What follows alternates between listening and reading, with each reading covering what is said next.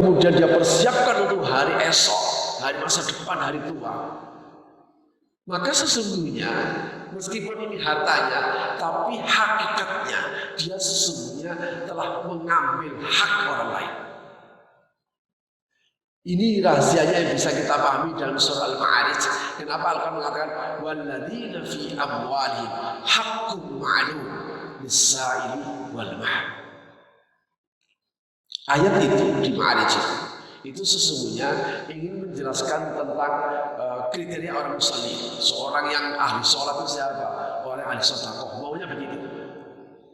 Tapi ayat yang digunakan walladzina fi amwalihim haqqun ma'lum, yaitu orang-orang yang menyadari di dalam harta itu ada hak. Kalau hak itu berarti harus dikembalikan, Pak.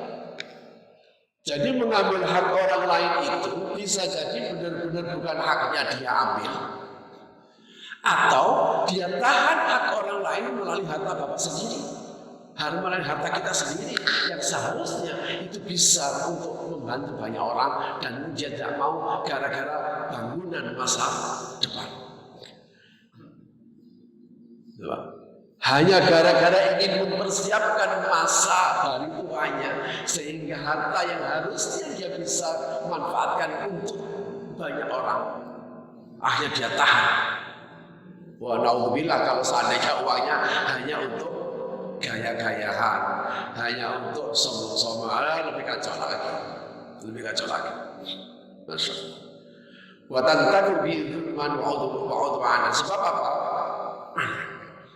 Kalau kemudian Allah tidak menyembunyikan, maka orang bebas-bebas saja mengambil hak orang lain. Nah, nanti saya kembalikan sebelum hari kiamat. Orang bebas-bebas saja untuk melakukan kezaliman dan permusuhan. Wa ta'lamu annaka in sarakta. Tetapi jika kamu tahu bahwa jika kamu mencuri, nah gitu, in sarakta satarju ilallah wa yuhasib. Hati-hati loh, kalau kamu mencuri, kamu nanti akan dihisab. Makanya hari akhir itu harus untuk kebutuhan dalam oleh para ulama namanya kebutuhan bersifat fitri, Pak. Fitrah. Sebab apa? Semua manusia itu ingin bahwa masalahnya harus selesai tuntas, tas. Kita sekarang di dunia ini untuk menyelesaikan persoalan-persoalan kita, Bapak harus bawa kemana? Ke pengadilan, ke pengadilan. Pengadilannya bisa disogok. Wakilnya sudah habis uang banyak, ternyata dia merasa tidak diperlakukan secara adil. Hanya di hari kiamat saja persoalan akan dituntaskan secara tuntas dan dituntaskan secara adil. Karena itu hari akhir, hari kiamat itu kebutuhan fitrah setiap manusia. Karena setiap manusia membutuhkan jawaban seadil-adil dalam urusan hidup. Jamaah sekalian, hidup ini paradoks. Kita banyak melihat realitas kehidupan yang paradoksal. Bagaimana tidak? Banyak orang baik hidupnya susah. Banyak orang ahli ibadah hidupnya susah. Banyak orang jahat hidupnya justru bahkan senang. Banyak orang yang beriman pada Allah hidupnya malah mewah. Ini paradoks kalau kita menjadi seandainya tidak ada Tuhan, seandainya orang tidak punya Tuhan, itu malah bingung dia.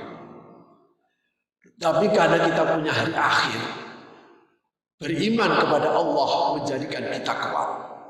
Beriman kepada hari akhir menjadikan kita tenang dan hidup.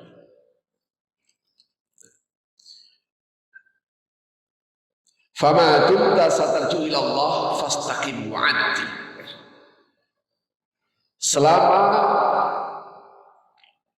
Selama engkau meyakini bahwa kita akan kembali kepada Allah, karena itu fastaqim wa'addi, karena itu istiqomalah dan berlaku adillah min sulukika, dari perilaku. Nah, gitu. Maka ini iman pada hari akhir itu yang menjadikan kita, langkah kita akan menjadi terjaga. Fastaqim wa'adil min sulukika. Jamaah sekalian,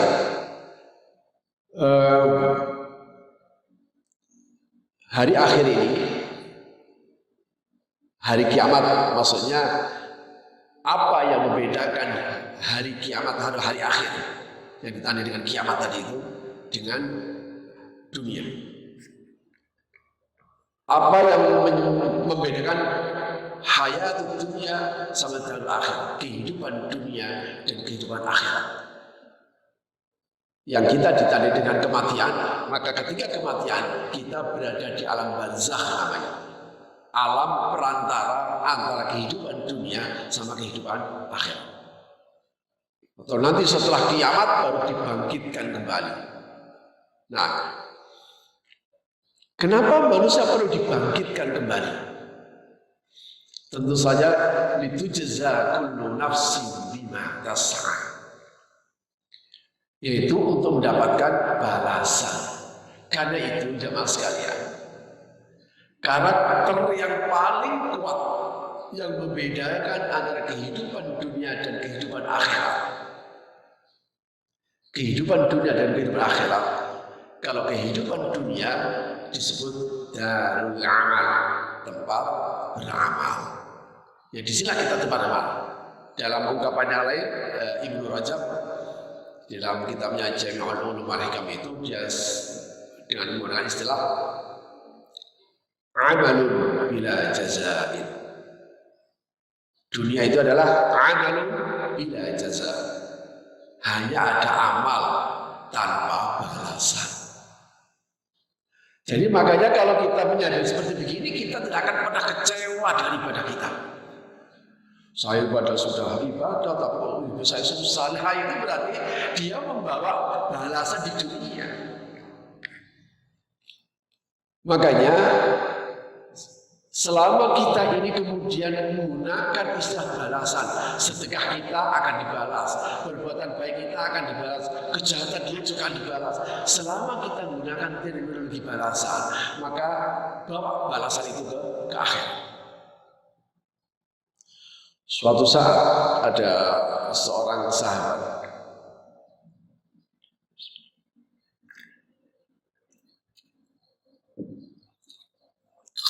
ada satu riwayat yang dikutip oleh Imam Ibnu Katsir dalam kitab tafsirnya.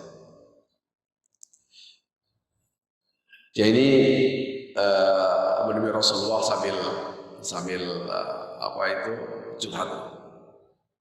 Ya Rasulullah, saya ini kan tidak tahu keadaan saya di akhirat seperti apa. Kalau ternyata saya nanti di akhirat masuk neraka, kalau seandainya nanti di akhirat kelak saya masuk neraka, saya pingin siksa neraka itu disegerakan saja di dunia ini, supaya nanti di akhirat tidak disiksa lagi. Seandainya akhir dari kehidupan saya di akhirat saya masuk neraka, saya pingin siksanya itu disegerakan saja di dunia ini, dan nanti saya suci di sana. Kata Rasulullah, wah, kamu gak akan kuat nanti. Kamu gak akan kuat kalau seandainya kamu tanggung di dunia ini. Ya maksudnya kalau seandainya mati ya mati langsung gitu. Kalau di akhirat kan enggak. Dibilang mati ya hidup lagi, dibilang hidup ya mati hidup lagi lah ya butuh ya balaya. Akhirnya kemudian Rasulullah nggak jadi, jangan begitu caranya. Tapi mintalah kepada Allah agar kamu mendapatkan keselamatan dunia dan keselamatan akhirat. Inilah doa-doa kita yang selalu kita panjatkan setiap saat atau paling tidak setelah habis sholat atau pada saat kita berdoa, yaitu apa? Rabbana atina fid dunya hasanah wa fil akhirati hasanah wa qina adzabannar. Maka ayat ini, kalau ini berangkat dari pertanyaan sahabat tadi itu, maka saya memahami, ya Allah, berikan kepada kami keselamatan dunia dan keselamatan akhirat. Jadi, nah, karena apa? Karena di akhirat itu adalah darul jaza. Makanya kalau kita memahami betul bahwa dunia ini hanya tempat amal, maka kita sibukkan. Kata siapa itu? eh, seorang tabi'in besar, waduh lupa saya namanya. Saya tahu amalku tidak akan, ada 4 dia memberikan, lupa saya namanya. Dia punya apa itu nasihat 4. Saya tahu rizkiku tidak akan diambil oleh orang lain, makanya aku tenang. Nah ini, jadi bapak kerja kalau udah tahu, aku tahu rizkiku tidak akan diambil oleh orang lain, makanya aku tenang, kata dia. Aku tahu amalku tidak akan dilakukan oleh orang lain. Aku tahu amalku tidak akan dilakukan oleh orang lain. Oleh karena itu, aku harus sibukkan untuk beramal. Jadi konsep Al-Quran itu faida farahta fansab, faida farahta fansab. Ketika kamu selesai melaksanakan amal yang satu, kamu siap-siap untuk menghadapi amal yang lain. Dan tidak pernah ada kata selesai. Bahkan bapak tidur, ketika bapak tidur selesai. Tapi kalau bangun amal lagi. Jadi kalau kita sudah punya konsep bahwa namanya dunia itu untuk beramal kebaikan, ya udah pikirannya yang penting. La tahqirunna minal ma'ruf syai'an, kata Nabi. Jangan kamu menganggap remeh satu perbuatan kecil yang nilainya memang kecil. Ya meski dicontohkan dari hadis itu sekedar menunjukkan wajah yang sumringah, wajah yang enak pada orang lain. Siapa tahu dengan wajah itu justru jangan-jangan itu menjadikan dia masuk surga. Jadi karena dunia itu darul amal, ya disibuk saja beramal, tidak usah mikirin balasannya apa. Artinya, apa yang kita dapatkan di dunia ini sama sekali bukan balasan dari amal kita. Ini pure karena fadlun minallah. Allah ngasih anugerah. Dilalah bapak dapatnya banyak, teman bapak dapatnya sedikit. Atau dibalik, teman bapak dapat banyak, bapak ibu dapat sedikit. Kenapa harus seperti begini? Sunnah kehidupan itu membutuhkan harus ada yang kaya, harus ada yang miskin.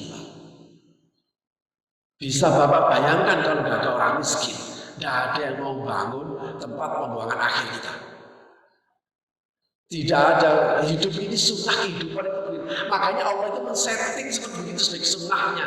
Wallahu faddala ba'dakum 'ala ba'din fil rizqi. Allah mengunggulkan di antara kalian dan di antara satu dan dengan yang lain dalam urusan rezeki. Makanya dalam nasihat hikmah tadi itu, aku tahu rezekiku tidak akan diambil oleh orang lain. Makanya hidup tenang.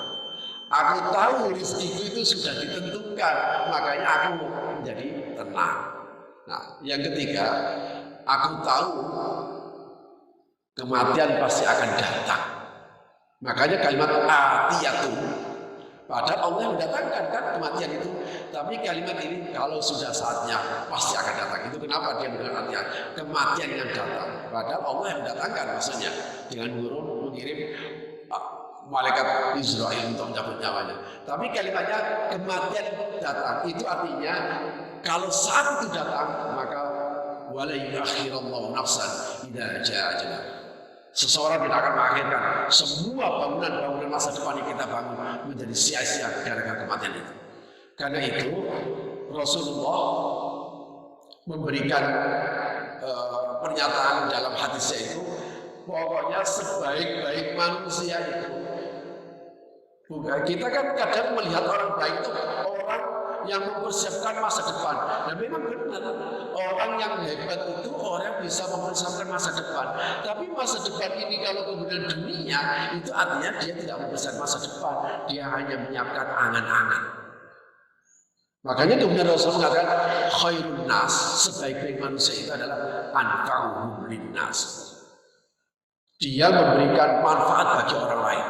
Nah, memberikan manfaat bagi orang lain itu dikawal oleh hari akhir. Orang kadang kuat memberikan manfaat, mengamalkan ilmunya kemana-mana, tidak tahunya karena dibayar. Nah kalau ini ya bukan untuk hari akhir. Giliran kemudian bayarannya nggak pas, ilmunya nggak tahu dimanfaatkan. Ini penting hari akhir itu. Oh ini bukan hanya dialami oleh sarjana umum, ustadz juga begitu. Kiai, ustadz, penceramah itu kalau tidak dikawal oleh hari akhir, dia merasa bangga karena dibayar mahalnya itu. Makanya orang kayak saya di ancamannya jauh besar. Makanya Bapak harus kasihan sama saya.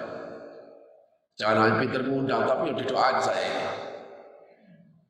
Karena saya ini dalam posisi yang repot. Ya. Orang kayak saya, ya tiba-tiba orang kayak saya begini, yang aktivitas saya itu membawa informasi dari akhir ini. Saya kemudian meleset saja niat saya. Mu'adzabun min qabli ubbatil watan, akan diadab lebih dulu daripada penyembah berhala. Makanya doain semua ustaz yang Bapak undang, ya Allah, mudah-mudahan istiqomah gitu. Mudah-mudahan diluruskan niatnya. Tapi sosial, hukum sosial itu kemudian melabel, itu ustaz top. Ustaz top itu terus kemudian ukurannya apa? Itu kalau undang itu nggak gampang. Itu paling tidak budgetnya 30 juta. Ya Allah, mudah-mudahan saya selamat. Makanya doain Pak, itu kita itu Pak. Makanya saya nggak pernah peduli. Pokoknya orang mau undang dan saya bisa datang gitu. Tidak peduli mau ngasih atau enggak. Kenapa? Karena tugas saya adalah karena Allah memberikan amanat kepada saya ilmu, ya saya kasih orang. Sama dengan Bapak. Ketika Bapak diamanati ilmu dan ilmu itu harus bisa berikan manfaat. Ini kalau bukan karena hari akhir, kalau bukan dikawal oleh bahwa nanti akan dibaca hari akhir, nanti akan dibaca akhir, nggak akan kuat mau jadi apa saja. Kalimat ini menjadi penting. Litujza kullu nafsin bima tas'a. Dengan adanya hari akhir itu, semua aktivitas manusia pasti akan dibalas seadil-adil. Karena itu, akhirat sebagai kebalikan dari dunia. Kalau dunia tadi amalun bila jaza, hanya ada amal, tidak ada pahala, tidak ada balasan. Akhirat kebalikannya, jazaun bila amalin, hanya ada balasan, sudah tidak ada amal lagi. Ya di sini kesempatannya. Sudah ada kesempatan lagi. Makanya kata Nabi, jangan sampai kamu menganggap kecil, menganggap remeh perbuatan baik meskipun nilainya sederhana. Jangan meremehkan perbuatan baik yang nilainya kecil. Jangan sampai menunda-nunda hari esok kebaikan yang bisa kamu lakukan hari ini. Kalau sekarang kita bisa bersedekah 100.000 perak, 1.000 kita sedekahkan. Entah aja deh, kalau saya sudah sukses nanti saya sumbang. Nah iya kalau kemudian sukses, lah kan enggak? Lah kan cuma titik aja lah. Kalau sekarang kita bisa sumbang 5 juta, nanti kalau saya ada segini bisa tambah, gitu caranya. Sekarang saya kasih juga 20.000 ya. Nanti insya Allah kalau besok saya dapat rezeki lagi, nanti saya akan tambah. Sehingga kita tidak akan pernah menunda kebaikan. Kenapa? Ya itu tadi. Jangan mati. Ditunda sebentar lah kok mati. Aduh, akhirnya hatta idza ja'al maut qala rabbi irji'un. Wa anfiqu mimma razaqnakum min qabli an ya'tiya al-maut fa yaqul rabbi laula akhartani ila ajalin qarib fa asaddaq wa akun salih. Berinfaklah kata Nabi, kata Al-Quran dalam surah Al-Munafiqun. Sebelum datang kematian, nanti kalau datang kematian, kalau laula akhartani ila ajalin qarib, ya Allah, ya itu apa? Ya itu bahasa Indonesia. Kalaulah sekiranya engkau bisa tunda sedikit saja, sebentar saja Allah, fa'asaddaq, sungguh aku akan benar-benar sedekah. Dan dalam terlambat atau mati. Maka dengan kita memahami bahwa akhirat dan jasa, apa hikmahnya? Hikmahnya ketika kita berbuat baik, kok tidak ada bisa balas, atau ada akhirat, nyantai aja. Sehingga ketika kita harus berbuat baik pada siapapun, bukan karena untuk apapun, tapi untuk hari akhir tadi. Inilah yang dikatakan oleh Rasulullah sebagai al-qayyin, orang cerdas itu. Orang yang kuat tadi, man dana nafsahu wa 'amila lima ba'dal maut. Karena itu falyasuddannaka anha man la yu'minu. Karena itu jangan sampai dihalangi tentang hari kiamat tadi itu man la yu'minu biha oleh orang yang tidak percaya pada hari akhir. Dengan cara begini. Ini dijelaskan. Itu dialog itu dulu. Misalnya dikutip dalam surah As-Saffat itu. Nama itu jelas. Aidza mitna wa kunna turaban wa 'idhaman inna lamab'utsun.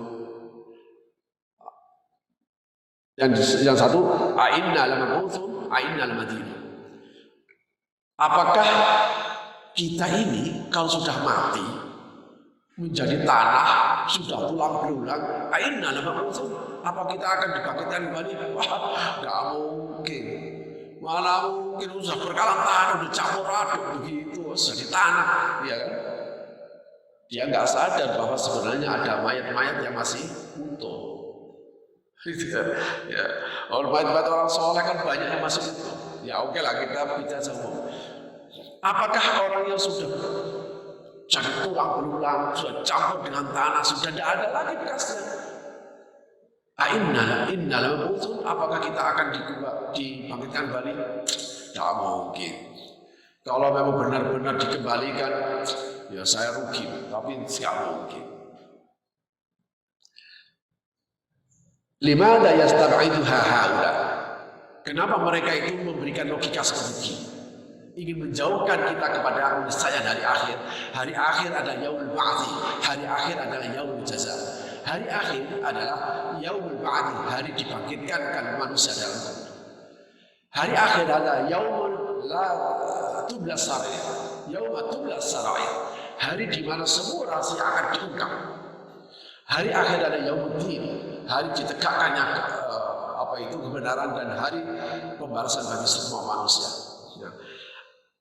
Alaysal ladzi khalaqakum min la syai'a biqadirin ala an yu'idahu ba'da an sara idhaman. Bukankah kamu dulu enggak ada? Enggak pernah ada, kok tahu-tahu sekarang ada? Loh gitu. Loh, dulu kan kita enggak ada, sekarang diciptakan menjadi ada, kemudian ditiadakan. Kan mestinya mengadakan kembali yang dulu pernah ada, mestinya itu lebih mudah. Inilah dalam bahasa Al-Quran, wa huwa alladzi yabda'ul khalqa tsumma yu'idu wa huwa ahwanu 'alaihi. Dia yang mengawali penciptaan, kemudian dia juga yang membalikan dibangkitkan kembali, wa huwa ahwanu 'alaihi. Itu mestinya lebih mudah bagi Allah. Ini logika manusia. Tapi bagi Allah tidak ada mudah dan lebih mudah, semuanya mudah kun fayakun. Tapi itu logikanya. Kalau memang dia itu nggak percaya hari kebangkitan, mestinya dia nggak percaya bahwa dia akan jadi makhluk. Makanya aneh kalau orang nggak percaya Tuhan, itu aneh Pak. Lah kalau nggak percaya Tuhan itu, ya itu saya ini diciptakan oleh siapa? Yo, lah kalau gitu Bapak diciptakan oleh siapa? Ya kan Bapak ibu saya. Loh, kalau gara-gara Bapak dan Ibu sebelum kita lahir, ada nggak orang yang nikah tapi nggak punya anak? Ya ada, banyak orang yang sudah nikah tapi nggak punya anak. Terus kemudian bapak ketemu, gimana kamu sudah berapa anaknya? Oh saya belum punya anak. Sudah berapa tahun? Ya ada 5 tahun. Pertanyaannya, apa terus kita bilang begini? Oh, paling kamu nggak pernah melakukan hubungannya. Wah, belum tentu.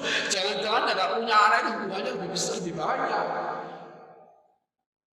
Coba, meskipun ada perantaran bapak dan ibu, kalau seandainya hubungan suami istri tadi menyebabkan lahirnya seorang anak, maka mestinya orang pasti punya anak kalau menikah itu. Realitasnya banyak orang yang sudah menikah tapi nggak punya anak. Apa terus kita katakan, oh kamu nggak pernah hubungan suami istri ya? Oh kata siapa? Setiap malam. Tapi Allah yang ciptakan. Anggap saja seandainya dari bapak saya dari siapa? Terus. Makanya ini segala hal yang wujud ini harus ada tuntasnya di ujungnya. Namanya musabbibul asbab, al-musabbibul awal. Sebab awal itu namanya Allah Subhanahu wa Ta'ala. Makanya alam raya yang wujud ini, kalau seandainya bagi orang yang percaya Tuhan, malah kesulitan Pak. Nah terus alam raya ini siapa yang menciptakan? Ya tidak tahu, dan dulu tidak ada. Loh pertanyaan begini pertanyaan, jawaban orang bodoh banget. Makanya oleh Al-Quran dikritik, am khuliqu min ghairi syai'. Am khuliqu. Alam raya ini, apakah mereka itu diciptakan dari ketiadaan? Ya, dulu pokoknya nggak ada, sekarang ada. Itu artinya tiada menjadi sebab yang ada. Ini namanya kebodohan. Oh nggak ada kok menjadi sebab yang ada. Mestinya kalau HP ini ada, sebelum HP ini ada, yang bikin HP ini harus ada dulu. Nggak mungkin yang bikin HP adanya belakangan. Akal manapun pasti akan menolak. Maka bahasa Al-Quran begitu. Am khuliqu min ghairi syai'. Apakah mereka itu diciptakan dari ketiadaan? Tidak mungkin. Amul khaliqun atau begini deh. Kalau memang kamu nggak percaya alam raya ini diciptakan Allah, kalau gitu kamu saja penciptanya. Wah, lebih mustahil lagi. Lebih mustahil lagi.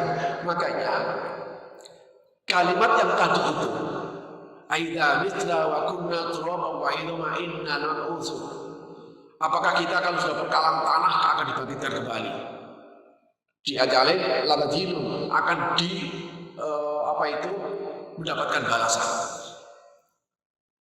Tidak mungkin. Kalimat tidak mungkin tadi itu. Karena dia menyamakan kekuasaan Allah, kemahakuasaan Allah itu disamakan dengan kemampuan dirinya. Ini sebenarnya gampang Pak melogikakan seperti begini. Ya kita tidak perlu harus mati dulu. Mereka beralasan begini, nggak mungkin ada hari kebangkitan. Itu loh, bapak-bapakku, nenek moyangku udah mati, ada orang mati udah ribuan tahun loh, jutaan tahun. Nah, nggak tahu ada jutaan nggak? Pokoknya udah lama banget mati sampai sekarang itu loh, nggak bangkit-bangkit. Karena dia dikira bahwa kebangkitan di dunia ini itu saja masalahnya. Makanya dia bilang, nggak mungkin itu. Kalau saya bangkit, bapakku itu atau nenek moyang kita yang sudah ribuan tahun, ratusan ribu tahun yang lalu sudah meninggal, mestinya bangkit. Nyatanya nggak bangkit. Makanya benar. Makanya hari kebangkitan itu, kenapa? Karena kita mengukur masa di dunia ini dengan logika kita, dengan pertimbangan satu hari di dunia ini satu hari berbanding 24 jam. Coba kalau di akhirat, satu hari akhirat 50.000 tahun di dunia. Paling tidak khamsin al-hasanah. Kalau satu hari di akhirat 50.000 tahun, kalau ada orang usia 100 tahun, berarti usianya berapa? 100 tahun di dunia itu panjang banget Pak. Tapi kalau dibanding khamsin al-hasanah 50.000 tahun, hanya ukuran menit. Ya palingnya 10 menit gitu, 100 tahun. Jadi tidak ada ukuran. Tapi karena dia ukurnya di dunia ini, makanya nanti kaget ketika dia dipanggil dan dalam kubur. Apa itu? Min martadina hada, yang di Yasin. Siapa yang membangkitkan saya ini? Loh, saya tadi kayaknya tidur. Kayaknya saya baru beberapa saat ngawur ya, kamu udah lama kamu itu hidup dulu itu. Maka apa itu? Orang yang percaya hari akhir tidak bisa membuktikan. Oh, nyatanya memang yang sudah mati nggak pernah bangkit, nggak ngasih tahu ternyata ada. Yang nggak percaya pun juga tidak bisa membuktikan. Tapi sebenarnya kita bisa mengkiaskan begini. Kenapa sampai mereka ini gagal paham? Untuk mengatakan tidak mungkin lah, kita sudah berkalang tanah. Itu ibarat kata ini sekedar untuk memudahkan pikiran kita. Kalau Bapak punya barang elektronik, yang saya sering memberikan contoh seperti ini supaya mudah. Kalau kita memiliki barang elektronik, TV misalnya TV rusak, pasti Bapak, Ibu bawa kepada ahlinya. Kita bawa kepada ahlinya. Pak, Mas ini TV saya rusak. Apa enggak tahu, kayaknya habis kena gila, kena sambar berdekan gitu. Oh ya, nanti saya perbaiki. Seminggu lah saya perbaiki. Sampai seminggu dia datang ke sana. Ternyata belum ditangani, tapi sudah dibongkar. Dia tanya, Pak gimana TV saya? waduh mohon maaf Pak, ini saya lagi banyak order, banyak harus saya tangani. Saya belum sempat untuk menangani TV Bapak. Sekarang ada di mana? Itu ketika dia tunjuk itu TV Bapak, itu sudah apa? Porak-poranda. Pernah Bapak lihat itu? Ya sekali-kali lihat ke tukang elektronik, entah itu apa itu laptop, entah itu komputer, entah itu TV, itu sudah berantakan sekali. Saya mungkin ketika lupa campur aduk kayak begini Pak, campur aduk Pak. Emang bisa apa jatuhkan TV-nya? Ya bisa lah, tenang aja Pak. Ini nanti saya kembalikan. Kenapa saya bilang, wah mana mungkin? Ini campur begini Bapak bisa? Mana mungkin? Kenapa saya bilang begitu? Karena saya samakan kemampuan dia seperti saya. Ini kan bodoh banget menyamakan begini. Inilah gagal paham orang untuk memahami hari akhir terkait dengan suatu hal yang sangat mungkin bagi Allah itu. Kenapa? Karena dia samakan sehingga bertanya, nah mungkin lah kita itu sudah jadi tanah, jadi campur aduk, kok nanti dibangkitkan begini. Itu ibarat saya bilang gak mungkin kepada tukang komputer, tukang TV tadi itu, gara-gara TV saya campur aduk seperti begitu. Maka saya kembalikan kepada Tuhan. Karena itu, di sini diingatkan, jangan sampai terpengaruh oleh malah orang-orang yang tidak beriman pada hari akhir. Dengan logika yang salah tadi. Dengan logika yang salah tadi. Jadi ada pertanyaan. Seandainya kalau begini, ada kalau tidak salah pada Sayyidina Ali. Dia diledek sama temannya yang tidak percaya hari kebangkitan. Nanti kalau hari akhir itu tidak ada, saya enak. Kenapa? Saya bisa ngikut hawa nafsu. Maksudnya begitu, dia menjadi enak. Kamu ini nggak boleh, ini nggak boleh. Saya jadi enak karena hari akhir. Saya selamat kalau nggak ada. Kata Sayyidina Ali. Ya kalau seandainya hari akhir nggak ada, ya nggak. Saya juga sama. Saya juga nggak ada masalah. Tapi kalau hari akhir ada, saya selamat, kamu nggak akan selamat. Jadi gitu. Sama-sama kita tidak bisa membuktikan. Makanya true. Antara orang yakin dan gak yakin, dan antara orang yang yakin dan gak percaya itu sama-sama gak bisa buktikan. Karena itu pilihannya cuma satu, yakinlah 100% atau gak yakin 100%. Jadi pilihannya begitu. Sehingga kalau Bapak Ibu mau yakin pada hari akhir, ya yakinlah 100% sebagai hari pembalasan. Dengan begitu kita bisa nyaman untuk melaksanakan perbuatan kebaikan selama di dunia ini. Kenapa? Nasib kita di hari akhir sangat ditentukan kehidupan kita di dunia. Makanya diikuti. Jangan sampai kamu itu terhalang keyakinan kepada hari akhir dengan orang-orang tidak mempercayainya dengan logika yang keliru. Kita baik wattaba hawa, itu kan ikuti hawa nafsu. Makanya hawa nafsu itulah Bapak dan Ibu yang menjadikan keyakinan kita kepada hari akhir sebagai hari pembalasan itu menjadi porak-poranda karena hawa nafsu. Hawa nafsunya dia ingin puasa, hawa nafsu ingin jadi kaya, hawa nafsu ingin menjadi apa saja. Hawa nafsu itu yang disenangi bagi hawa nafsu yang penting senang, bukan yang penting benar. Sementara hari akhir, kalau kita meyakini hari akhir, hidup ini bukan yang penting senang, tapi yang penting benar. Makanya nggak mungkin orang itu bisa merealisasikan keimanan kepada hari akhir sebagai hari pembalasan kalau dia melangkahkan kakinya nuruti memperturutkan hawa nafsu.